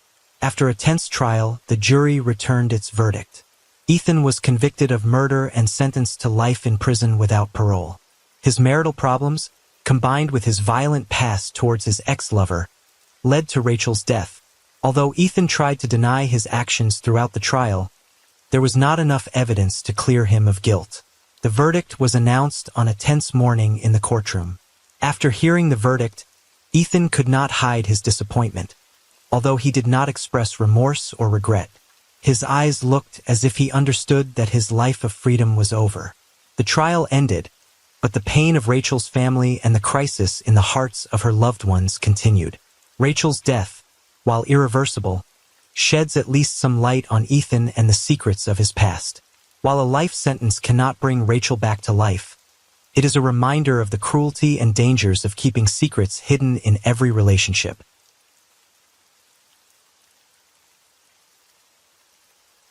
Story 4. May 11, 2022, Tampa, Florida. A quiet evening was suddenly broken by a panicked 911. Zephyr Calloway, 18, reported in a trembling, choking voice that her biological mother, Orlinda Vexley, 038, had just strangled her until she was unconscious. When she regained consciousness, she found herself lying on the kitchen floor, gasping for breath. With her mother still lingering in the house, police arrived at the scene immediately, but Orlinda Vexley was uncooperative. She barricaded herself in the house, trying to close the door to block the police, forcing them to use force to subdue her. When they broke inside, they found Zephyr in critical condition, unresponsive, and was immediately taken to the emergency room. However, strange things began to appear when Orlinda was questioned. She adamantly denied having an older daughter, saying that she only had 2 younger children, a 9-year-old boy and a 4-year-old girl. But when the police asked about the person lying motionless on the kitchen floor, she suddenly changed her attitude, became evasive, and behaved strangely. So why would a mother attack her own daughter? What happened inside the house? As the police dug deeper, they discovered not only a case of domestic violence, but also a more horrifying secret, a cold-blooded murder with a body hidden, and the person who knew the truth was Zephyr. Will she survive to expose her mother's crimes? Join us as we uncover the full story of this shocking case. On the evening of May 11, 2022, in Tampa, Florida, a 911 operator received an emergency call from a young woman. On the other end of the line, Zephyr Calloway's shaky, broken voice rang out, announcing that she had just been strangled unconscious by her biological mother, Orlinda Vexley. When Zephyr regained consciousness, she was frantically lying on the kitchen floor, having difficulty breathing, her neck aching, and her whole body shaking. She immediately tried to call for help, her voice broken with pain, but still managed to report that her mother was still in the house. Police were immediately dispatched to the scene. When the police car arrived, the quiet residential area immediately fell into a state of tension. Curious neighbors stood watching, some anxiously asked questions, but the police did not give any information. When they approached the main door of the house, they quickly realized that this was not a normal case of violence. Orlinda Vexley, a 38-year-old woman, did not appear worried or panicked when she saw the police. On the contrary, she stood coldly behind the door, refusing to open the door despite the authorities' repeated requests for cooperation. At first, she claimed that nothing serious was happening at home, that her daughter was outside, and that the police had made a mistake. However, when the police insisted that they had received a call from Zephyr herself and asked to enter, Orlinda began to act more defiantly. She deliberately pulled the latch on the door, stood in front of the police to block them, and even tried to slam the door shut when the police tried to enter. This strange behavior immediately raised suspicions that she was hiding something more serious. After a few minutes of struggle, the police were forced to use force, subduing Orlinda and handcuffing her right in front of the door. When they entered the house, the police found Zephyra lying motionless on the kitchen floor, in critical condition. Her breathing was weak, her face was purple, and there were visible bruises on her neck from being strangled. Without hesitation, the rescue team immediately took her to the emergency room while investigators continued to examine the scene. The kitchen was messy.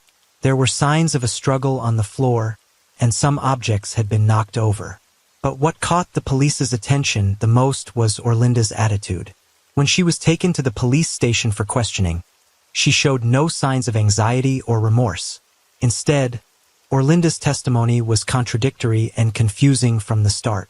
She claimed that she had no older daughters, but only 2 younger children, a 9-year-old boy and a 4-year-old girl.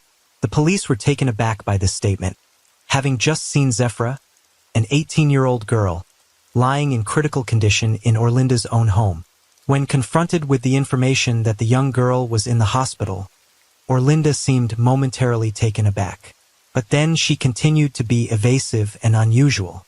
When asked who the police found in her house was, Orlinda initially evaded the question, then was forced to admit that it was Zephyra. But what puzzled the police even more was that even after she admitted it, she showed no signs of concern or remorse. Instead, Orlinda continued to behave strangely, from refusing to answer important questions, avoiding questions about why her daughter was so badly injured to repeatedly asking for a personal health check instead of caring about Zephyra's condition. This action further led the police to suspect that she was deliberately misleading the investigation and possibly concealing a more serious crime. While investigators questioned Orlinda, the police began to expand their investigation and look for more evidence. They gathered and exploited statements from people living nearby to learn more about the relationship between mother and daughter. It didn't take long for the police to gradually discover unusual clues.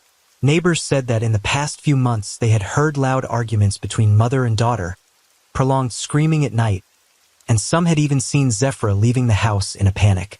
But none of that would lead to such a brutal attack as that night.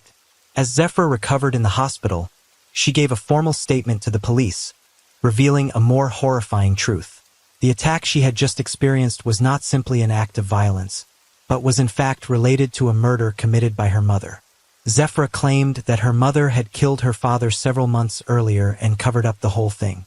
When she tried to confront her and learn the truth, her mother attacked her in an attempt to cover up the evidence. Zephyra's statements made the case even more complicated. From a domestic violence case, the police now realize that they are facing a serious murder case that may have been hidden for a long time. To Truffauti, immediately, a wider investigation is opened, focusing on verifying Zephyra's testimony, searching for information about the missing father and examining related evidence. Orlinda Vexley, from being the attacker of her daughter, is now a suspect in a mysterious murder case. According to Zephyra's account to the police, her parents, Nathan Vexley and Orlinda Vexley, had been arguing frequently for a long time before the murder. The main causes were financial conflicts and unusual changes in Orlinda's behavior. Recently, Zephyra noticed signs of her mother having an affair, often coming home late, dressing more neatly, and always secretly texting someone. All suspicions were confirmed when she discovered that Orlinda was having an affair with Derek Holloway, a wealthy man who was also a manager at the company where she worked. One day after school, Zephyra noticed her father was unusually absent. She asked her mother about Nathan, but Orlinda coldly replied that he had gone to work far away and did not know when he would return. This answer made Zephyra feel that something was wrong, but she had no evidence to suspect further. However, that same evening, her younger brother, Daniel Vexley, 9 years old, revealed a shocking truth. While the 2 sisters were in the room, Daniel whispered that he had seen his mother, and a strange man killed his father. The boy accidentally witnessed the horrifying scene when Nathan Vexley was attacked by Orlinda and Derek. According to Daniel, the night before, his father had unexpectedly returned home earlier than expected and found his wife with her lover.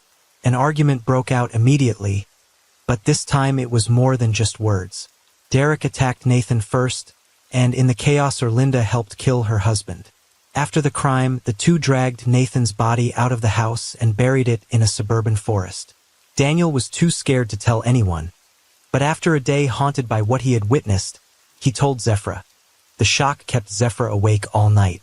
The next morning, she decided to confront her mother to clarify the truth. When she asked about her father, Orlinda still gave the same vague excuses as the day before. But when Zephyr mentioned Daniel and said that he had witnessed everything, Orlinda's expression immediately changed. In that moment, Zephyr realized that what Daniel said was the truth. But she did not expect that exposing the truth in front of her mother would make her the next target.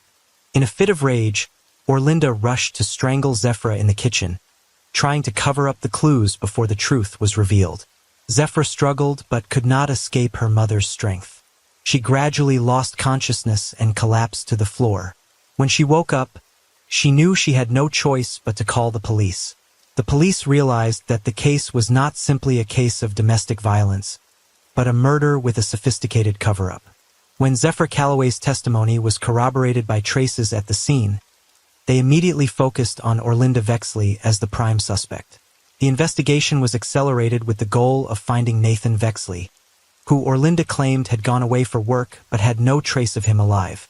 During further questioning, Orlinda Vexley continued to be uncooperative. She maintained her story that her husband was working in another city and would return soon. When confronted with her daughter's testimony, Orlinda did not panic, but instead remained cold and denied all accusations. She insisted that Zephyra was psychologically affected by the attack, and that what she said was completely false. However, the police did not easily believe this excuse. They immediately checked Orlinda's phone data and quickly discovered a series of ambiguous messages. Among them were many intimate messages between her and Derek Holloway, her lover, with cryptic content about dealing with problems and starting a new life. Additionally, Orlinda's bank transactions revealed a suspicious pattern. In recent months, Derek Holloway had repeatedly transferred money into her account, totaling tens of thousands of dollars. These transactions were not explained by Orlinda, leading the police to suspect that the money was directly related to Nathan Vexley's disappearance. When asked about her actual relationship with Derek, Orlinda continued to deny any involvement in any criminal scheme. However, when the police presented evidence of text messages and financial transactions, her confidence began to waver. Under pressure from the police and with undeniable evidence, Orlinda Vexley finally bowed her head and admitted the whole truth. According to her testimony, the conflict between her husband and her had lasted for many years, especially becoming serious after the birth of their third child. Nathan Vexley was a patriarchal man, always demanding that his wife stay home to take care of the children, while he himself was not good at managing finances. The debts piled up. The disagreements about how to spend money became more and more intense, and it was during this period that Orlinda began to look for a way out. Her move to a new production company opens the door for her to meet Derek Holloway, a wealthy man who recently divorced his wife and is willing to provide her with the life she has always wanted. At first, Orlinda sees the relationship as just a way to find emotional comfort, but gradually the two become more attached and the relationship becomes serious. They start to see each other more, share their future plans, and eventually they come up with the idea of getting rid of Nathan so they can be completely free to be together. On the day of the murder, Orlinda had planned for Derek to come to her house while her husband was at work. They both enjoyed the afternoon in the bedroom, believing that they would not be discovered. But what they did not expect was that Nathan came home earlier than expected. When Nathan opened the bedroom door, he witnessed an unacceptable scene. Anger flared, and a fierce argument broke out on the spot. Nathan attacked Derek, but with the advantage of physical strength. Derek quickly subdued him. Orlinda stood by instead of stopping him. She was caught up in the chaos. In a moment of losing control, both of them killed Nathan right in the bedroom. After the incident, they were in critical condition, but still tried to stay calm to find a way to handle it. Late at night, Derek drove Nathan gently to a suburban forest about 40 meters away from home. They dug a deep hole and buried his body there, believing that no one would be able to find it. Returning to the house, Orlinda cleaned up all the strong traces in the bedroom, removed the bloody objects, and continued to act as if nothing had happened. When Zephyr began to suspect and question, she knew that her eldest daughter could become a threat. Therefore, when Zephyr confronted her the next morning, Orlinda attacked her in the hope of being forever clued. After Orlinda confessed, the police immediately asked her to lead them to the location where Nathan's body was buried. Under close supervision, she led the investigators to a remote area where they dug and found a decomposed body. Forensic examination later confirmed that this was Nathan Vexley, who Orlinda had previously said was the murderer. Once the body was confirmed, the police turned their attention to the manhunt for Derek Holloway, the direct accomplice in the crime. He apparently anticipated the incident would be exposed and planned to flee. When investigators tracked him down, they discovered that Derek had booked a flight out of the United States and to South Korea the same night Orlinda was arrested. Realizing the seriousness of the case, the police immediately contacted airport security to stop him before he could leave. Just hours before the flight took off, police surrounded the security area of Miami International Airport. Derek Holloway was arrested at the gate as he waited for his flight to Seoul. He was immediately handcuffed without any resistance. When he was escorted to the police station, he remained silent, refusing to talk. But faced with Orlinda's confession and a series of evidence from text messages, financial data and DNA traces at the scene, he could no longer deny it. The trial of Orlinda Vexley and Derek Holloway has attracted a great deal of public attention. The courtroom was packed with not only those following the case but also the press, child advocacy groups, and relatives of victim Nathan Vexley. Both defendants faced charges of first-degree murder, conspiracy to commit murder, and concealment of a body. The first trial began on December 5, 2022, nearly 7 months after the case broke. From the moment she entered the courtroom, Orlinda Vexley appeared cold, her head bowed and almost emotionless. In contrast, Derek Holloway sat at the defendant's table with a calm demeanor, sometimes appearing confident. Both defendants had their own defense attorneys and did not communicate with each other. The lead prosecutor, John Reynolds, asserted that this was a deliberate, carefully planned murder so that Orlinda could be with her lover. He presented a series of evidence, from text messages between Orlinda and Derek, financial data showing that he had transferred money to her, and especially the fact that Nathan was killed immediately after catching his wife cheating. The most important piece of evidence came from Zephyr Calloway.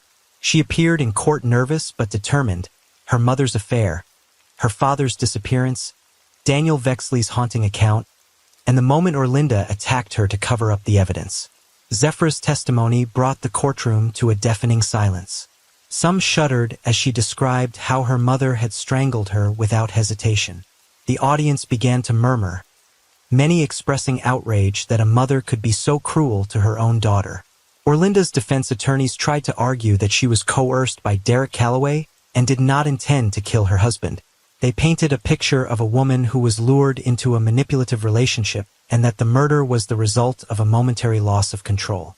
The prosecutor quickly turned the tables by releasing a series of text messages in which Orlinda herself had discussed with Derek about dealing with Nathan in advance.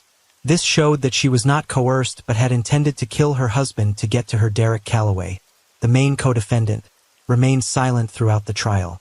He did not apologize or show any remorse, leaving the jury with a very negative impression of him. But his lawyers were different, constantly trying to reduce the blame by blaming Orlinda, saying that she had manipulated Derek and that he had acted on her incitement. The battle of wits between the two sides was intense.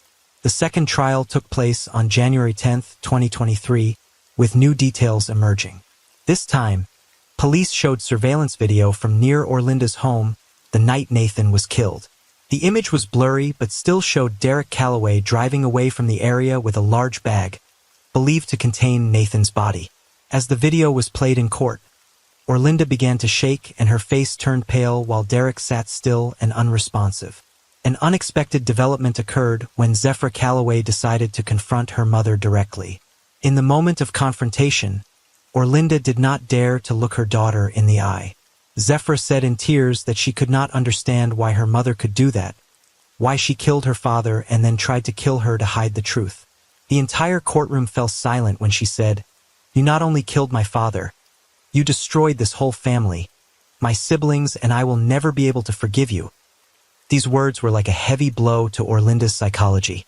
After nearly 2 months of intense debate and trial, on February 15, 2023, the jury returned its verdict. Orlinda Vexley was sentenced to 25 years in prison for second-degree murder and attempted murder of her daughter.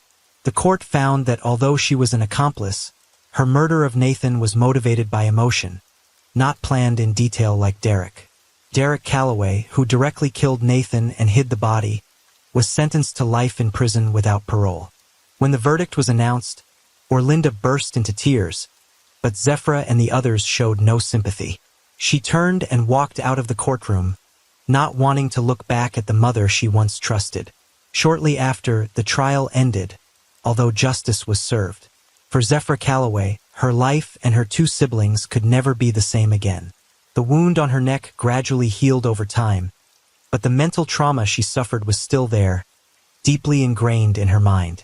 Her nightmares still haunt her at night, recalling the moment her mother squeezed her neck with cold, unhesitating hands. Memories of the day she discovered the horrifying truth about her father's death and the moment she faced her mother in court still make her shudder every time she thinks about it. After the incident, Zephra and her 2 younger siblings, Daniel 10 years old and Lilio 4 years old, became orphans with no relatives who could care for them. They quickly became the focus of public and social attention. A foundation for children affected by domestic violence contacted and stood up to support the 3. Thanks to this help, her younger siblings were placed in a special care program where they could receive psychological treatment and have the opportunity to develop in a more stable environment. As for Zephra, she did not want her life to be forever shrouded in the darkness of the past. Despite the many psychological difficulties she faced, she was determined to continue her education so that she could be independent and take care of her 2 younger siblings. With financial support from the foundation, she enrolled at Florida State University, where she began to rebuild her life from scratch. After hearing the whole story of the Orlinda Vexley case, what do you think really drove her to kill her husband so brutally? Was it because of blind love for her lover or because of her greed for a new life?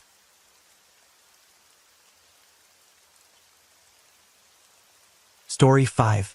A serene morning in Cairns, a picturesque coastal city in Australia, was shattered by the acrid stench of chemicals emanating from the house at 19 Chapel Street. Few could have imagined that this seemingly ordinary residence was the scene of one of the decade's most barbaric crimes. Klaus Andres, a man nearing 70, brutally murdered his wife, Chow Li Ping, before callously using 60 liters of concentrated acid to dissolve her remains, attempting to erase all traces of his deed. Even more chilling in the days that followed, he carried on with chilling nonchalance, even sending an email to his mistress with the casual remark, "The good news is she's no longer here." His seemingly perfect crime nearly went undetected, until a neighbor happened to notice something peculiar spilling from a tipped-over trash bin on the street. The Klaus Andres case not only left Australia in shock, but also served as a harrowing wake-up call about the dark undercurrents of unhappy marriages and hidden desires, masked by a veneer of normalcy. Just how ruthless can a person become, and could Klaus' crime truly disappear as he had hoped? Cairns, a charming city nestled in Australia's tropical northeast, is often likened to a vibrant oasis. It captivates visitors with the majestic beauty of the Great Barrier Reef and the lush abundance of its rainforests, while offering a multicultural community that makes it an enviable place to live.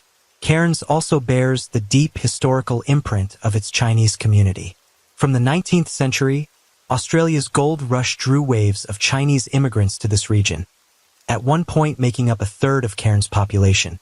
The story we're about to explore today is a case that rocked the Chinese community in Cairns in 2011. Though no longer as numerous as in its heyday, the Chinese community in Cairns remains tightly knit. So, when Lu Yingmei couldn't reach her close friend Chow Liping for days on end, a gnawing sense of unease began to take hold. Chow Liping, born on February 8, 1969, in China, had been living in Cairns for over 5 years. By 2011, at the age of 42. A sociable woman, she found solace in gatherings with fellow Chinese expatriates, where shared language and culture eased the loneliness of life in a foreign land. Though she and Lu Yingmei didn't meet frequently, they made a habit of catching up over the phone every few days. But this time, a week had passed with no word from Chow Liping. Calls went unanswered, messages unreturned. Alarmed, Lu Yingmei visited Chow Liping's home, only to find no sign of her friend. Her unease growing, Lu Yingmei and her husband went to the police the next day to report Chow Liping's disappearance. Upon receiving the report, Cairns police launched an urgent investigation. Chow Liping's social circle in Cairns was relatively small, limited to a few close friends.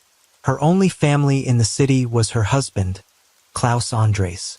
Klaus Andres, born on May 13, 1943, in Germany, married his first wife, Monica Andres, in 1967. A year later, they welcomed their son, Ralph Andres. In 1982, Klaus's life took a dramatic turn when his family left Germany for a brighter future in distant Australia.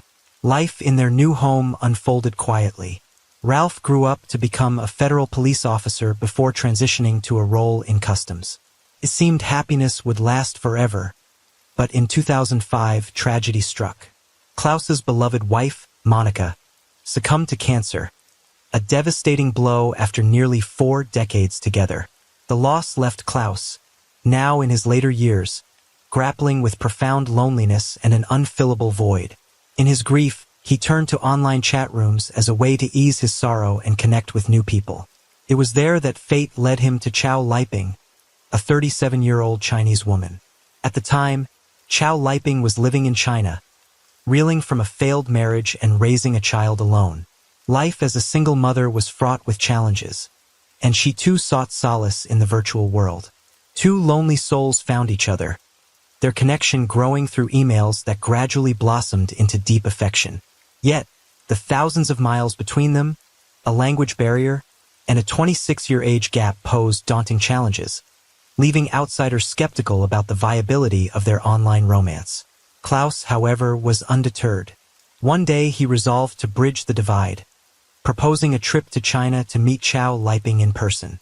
And so he set foot in the land of 1 billion people.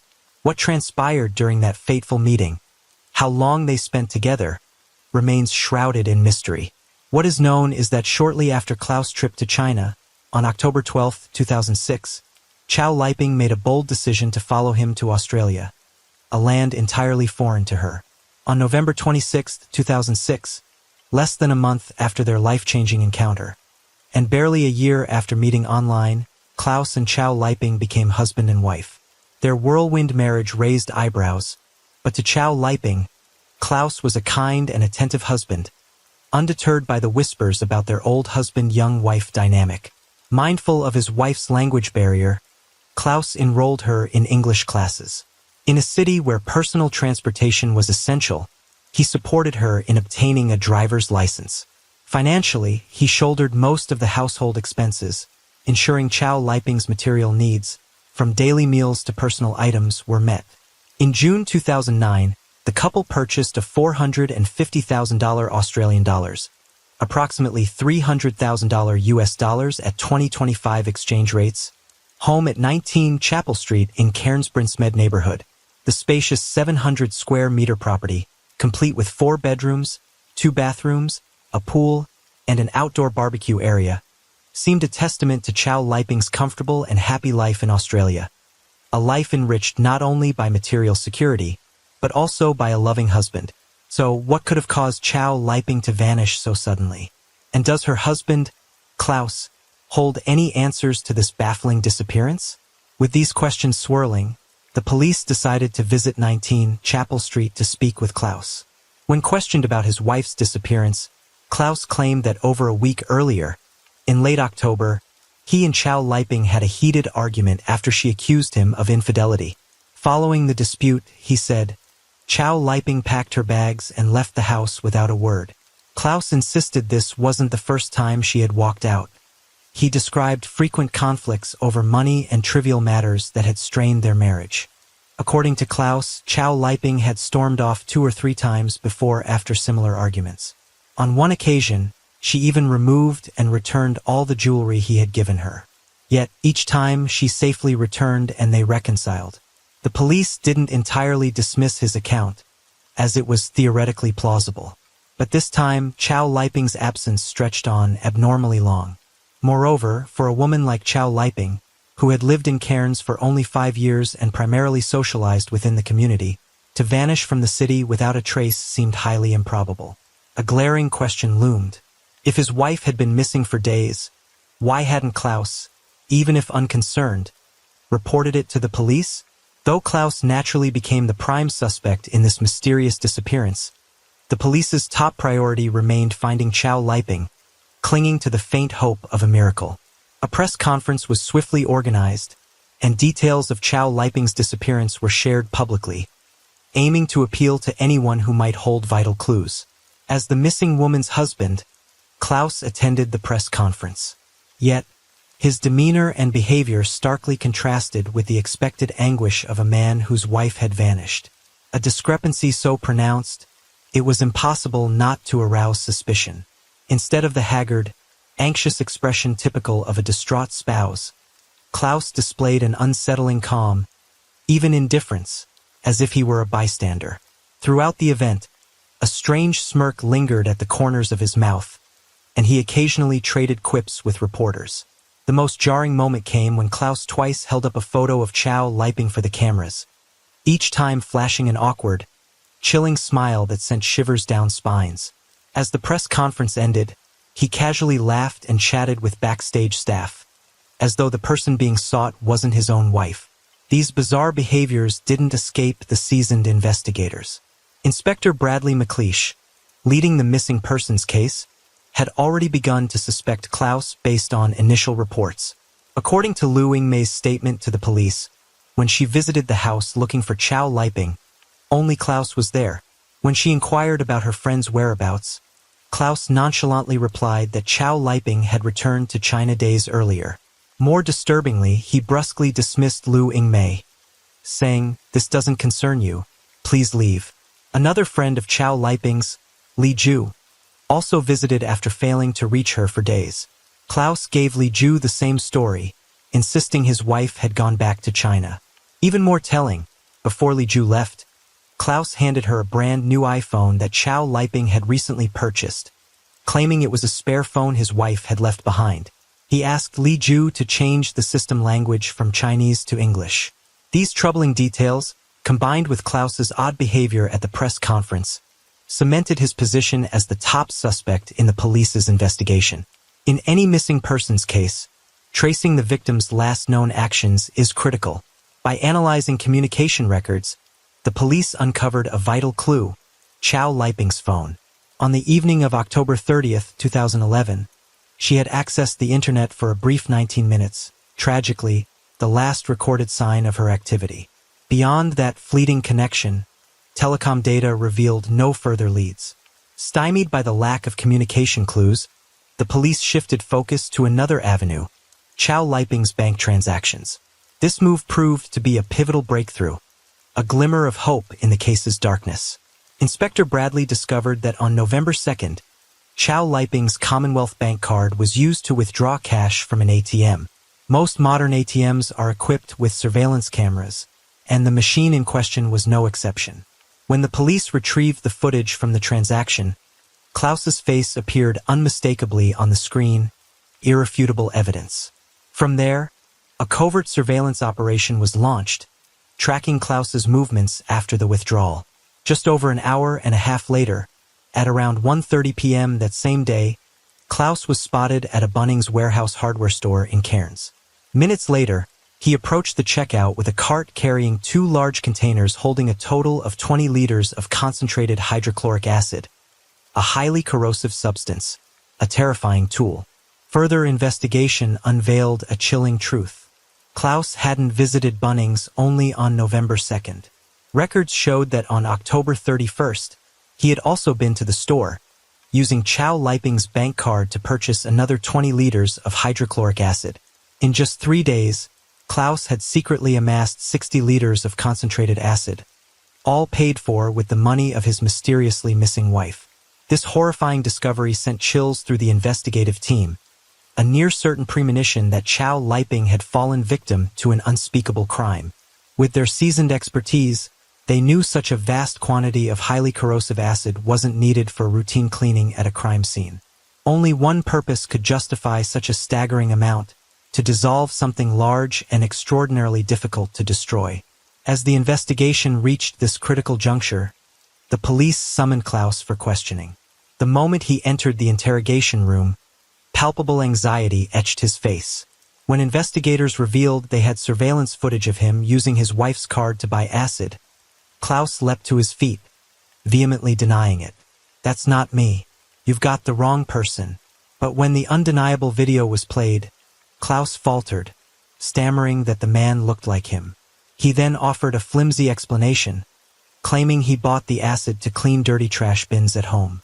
Over the grueling 4-hour interrogation, Klaus's statements unraveled, riddled with inconsistencies and contradictions. Yet the seasoned investigators didn't rush to expose his lies. Instead, they patiently observed every gesture, every word in the performance he was desperately trying to maintain, waiting for the perfect moment to deliver a decisive blow as Klaus grew exhausted from dodging their probing questions. Just when Klaus thought he had regained control, the investigators dropped a bombshell. They had obtained a search warrant, and a police team was already scouring the house at 19 Chapel Street. Upon entering, officers were immediately overwhelmed by a pungent chemical odor permeating the air, particularly in the garage. Inside the home, they discovered a shrine dedicated to Klaus's first wife, Monica, containing an urn with her ashes. A shocking and gruesome find emerged from that seemingly innocuous urn. Chow Liping's phone and familiar jewelry were hidden among the ashes. In another concealed corner of the house, investigators found a container holding over 10 liters of concentrated hydrochloric acid. Yet, despite these physical clues, the team still hadn't located any direct evidence of Chow Liping's body. Just when the case seemed to hit a dead end, Rhonda, a neighbor living next door to Klaus, provided a crucial lead, a statement that could completely shift the trajectory of the investigation. On November 7th, while recovering at home, Rhonda, Klaus's observant neighbor, witnessed a suspicious scene. She saw Klaus struggling to push a large trash bin from the garage to the curb. Perhaps due to its weight, he stumbled, causing the bin to topple, spilling its contents across the street. Rhonda described, with horror, a thick, pinkish liquid oozing along the curb before trickling into a nearby storm drain. Immediately after, Klaus frantically sprayed the area with a hose to wash away all traces. Not overlooking this alarming detail, the police promptly inspected the storm drain in front of 19 Chapel Street. Beneath layers of mud, they uncovered a chilling find: 6 human teeth and an unidentifiable murky liquid. Using a specialized robotic probe, they discovered 4 more teeth scattered in nearby sections of the sewer. Forensic analysis later delivered a grim confirmation. All 10 teeth were ceramic dentures belonging to Chow Liping. Yet a haunting question lingered. Could concentrated hydrochloric acid truly erase a human being entirely? To test this horrifying possibility, forensic experts from the Queensland Police, in collaboration with pathologist Dr. Bottrell, conducted a gruesome experiment. They used 2 pigs, each weighing approximately 50 kilograms, roughly Chow Liping's weight, and submerged them in 50 liters of concentrated hydrochloric acid. One container was left undisturbed, while the other was stirred daily for 7 days. The results after a week revealed a terrifying truth. The pig in the unstirred container had dissolved by 50 to 75%, leaving only a few small fragments. In contrast, the pig in the stirred container had completely disintegrated, reduced to roughly 300 grams of residue. The experiment proved, with chilling certainty, that with regular stirring, concentrated acid could fully dissolve hair, teeth, bones, and every trace of a body within a week. With this irrefutable evidence, the police reached an inescapable conclusion. Klaus was responsible for Chow Liping's mysterious disappearance, and had nearly succeeded in erasing his crime from existence. An arrest warrant was executed immediately, and Klaus was denied bail. Yet one question continued to haunt investigators. What motive, what deep-seated resentment, could drive a man nearing 70 to so brutally kill his 42-year-old wife and use acid as a ghastly tool of concealment? Through meticulous interviews with the couple's acquaintances, the veil over the motive began to lift. Before Klaus and Chow Liping married, Colin, a friend of Klaus's, had warned him, relaying advice from a Chinese acupuncturist. Some Chinese women marry foreigners solely for citizenship and financial gain, not genuine love. At the time, Klaus dismissed the caution, steadfastly believing in Chow Liping's affection. In the early days of their marriage, their life was indeed filled with joy and tenderness. But marriage cannot thrive on fleeting emotions alone. As the sheen of novelty faded, underlying issues surfaced. By mid-2010, Klaus confided in friends about the growing chill in their relationship. Not only was their intimate life strained, but Chow Liping seemed to retreat into the Chinese community, showing little interest in integrating into local society. Neighbors frequently overheard heated arguments between the couple, often about money. These escalating disputes, simmering with unspoken contention, planted seeds of doubt in Klaus about his hasty marriage. On July 25, 2011, Chow Liping returned to China to visit family and have dental work done, leaving Klaus alone in Australia to grapple with his turmoil. On August 12th, at a lively casino in Cairns, Klaus met Saren Rat, a Thai woman visiting her brother. Despite an almost complete language barrier, an inexplicable attraction sparked between them, igniting Klaus's illicit affair from that moment. Before Saren Rat returned to Thailand on September 4th, the two secretly met multiple times at the home Klaus shared with his wife. During this brief period, Klaus gave Saren Rat 2 rings as a pledge. Even after she left Australia, he maintained contact through emails, professing his love and vowing to marry her. Yet, he candidly admitted there was an obstacle to remove: his lawful wife, Chow Liping. 10 days later, on September 14th, Chow Liping returned to Cairns, unaware of the betrayal. With a woman's keen intuition, she soon sensed something amiss in her husband's behavior. Her suspicions didn't escape Klaus, deepening the already fractured tension in their strained marriage. 6 weeks later, on the fateful day of October 30th, Chow Liping drew her final breath. In a chilling confession, Klaus claimed that during a fiery argument that day, he pushed her forcefully, causing her to fall and die instantly. That night, he callously slept beside her lifeless body in a haze of detachment.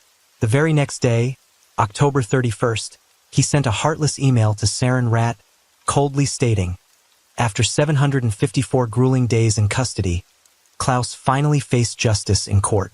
His defense attorney attempted to frame the incident as an accident. On October 30th, 2011, after discovering Klaus' affair, Chow Liping lost control, leading to a violent argument. In her rage, she allegedly scratched his face and attacked him with a fork. Klaus claimed his push was self-defense, never anticipating the fatal fall. Panicked and fearing legal consequences, he didn't report it to the police. But prosecutor Nigel fiercely dismantled this narrative, exposing Klaus as a deceitful and cunning liar. He challenged, if it was truly an accident, why did the defendant conceive the horrific plan to dissolve the victim's body with acid? More outrageously, after casually purchasing acid on October 31st, Klaus strolled along Cairns Esplanade and bought an ice cream, a chillingly callous act. Li Ji, Chow Liping's close friend, also testified, unveiling a darker scheme. She recounted that on October 29th, just 1 day before Chow Liping's death, she visited the couple's home. There, Chow Liping showed her a suspicious letter she'd found in a desk drawer, addressed to Austria's Welfare Contact Center, requesting the transfer of Chow Liping's welfare payments to Klaus. Crucially, handwriting analysis proved the letter wasn't written by Chow Liping. The signature was forged. After her death, Klaus brazenly presented this letter to authorities to claim the benefits. This evidence revealed that Chow Liping's death was no spontaneous accident, but a meticulously planned murder. Klaus's motives were not only his desire for his mistress, but also greed, targeting the financial benefits tied to his ill-fated wife. Despite his stubborn insistence that it was a tragic mishap, the jury of 9 men and 5 women, after carefully weighing the ironclad evidence, unanimously declared Klaus guilty of murder. His fitting sentence was life imprisonment, with the earliest possibility of parole in 2028, a penalty many deemed too lenient for his heinous crime. Reflecting on the case, it's clear that chance played a significant role in uncovering the truth. Had Chow Liping not traveled to China for dental work, her body might have vanished without a trace. Had Rhonda not been home recovering and witnessed Klaus's disposal attempt, the case could have stalled indefinitely. A single heavy rain might have washed away all evidence. The latest development came on June 16, 2023, when Queensland's parole board sparked controversy by allowing Klaus, now 80 and grappling with serious health issues, to apply for early parole. Earlier, on October 13, 2013, just 2 months before Klaus's murder trial began, his cruelty and arrogance provoked fellow inmates, leading to a brutal assault. The attack left him with permanent damage to his hearing, vision, and spine. As of now, no official announcement confirms whether Klaus has been granted parole or released. Has he quietly rejoined his family, or will he, at 82, spend his remaining years behind bars, burdened by his sins? The answer remains uncertain. The Chow Liping Klaus Andres case ranks among Australia's most shocking criminal cases of the 2000s to 10s. It's not merely a personal tragedy, but a stark warning about trust, cultural misunderstandings, and the risks of relationships marked by age and social disparities. It also underscores the critical role of forensic science and community vigilance in solving crimes. The case sparked countless questions from the public, media, and experts in law and sociology, probing not just the crime, but broader issues of ethics, social policy, and human psychology. As the rain falls and the night deepens, thank you for being here with me at Radio Night Crime. True crime stories remind us of life's mysteries and the need to stay aware, even in the stillness of the night. If you enjoyed tonight's story, don't forget to like, share, and subscribe. Let the sound of the rain lull you to sleep, and until next time, stay safe, stay curious, and let the night keep you company.